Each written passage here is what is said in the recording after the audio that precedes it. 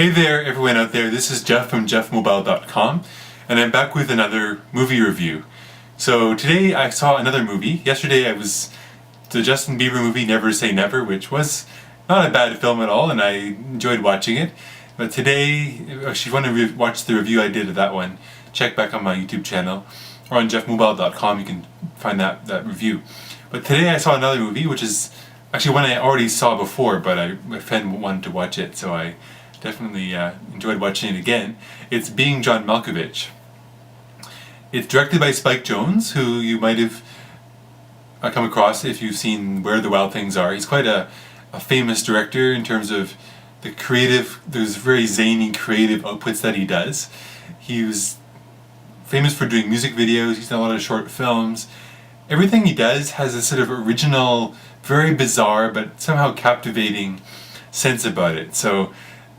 And some things that he does you just can't ignore because they're just so weird and so interesting at the same time. And I think he's one of the directors that what he does is he creates movies that are so sort of surreal, and they use these devices like such bizarre things that you'll see in this movie that he makes into normality. And these kinds of bizarre devices act as kind of a vehicle for, I guess, putting across a message or provoking thought.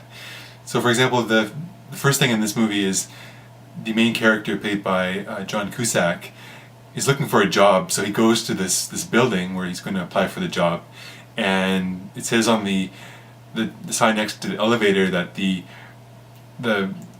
office is on the 7.5 floor, so 7.5. He gets in the elevator, it just has regular buttons, so how is he going to get to 7.5? Turns out that this other lady comes in the elevator and says, oh yeah, I'll let you in to 7.5.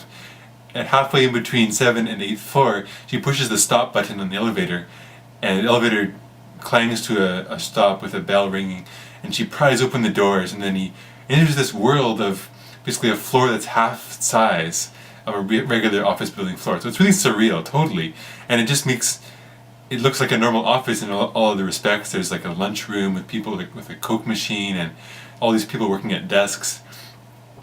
That's just sort of beginning the bizarreness of this movie. I don't really want to spoil it because I think part of the fascination for this movie is the total zany story. It's really quite something, and it's Charlie Kaufman who wrote this film, and I really recommend seeing it. If you want something that will, it's not necessarily a very disturbing film.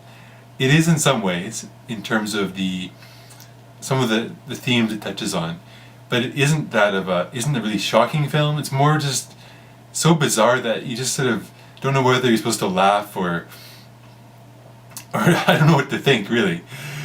I really like this film. It uses a lot of art kinds of things. There's great music in it, very classical sounding music. There's a lot of theater, drama, puppeteering, which is the main character's sort of pastime or life is puppeteering.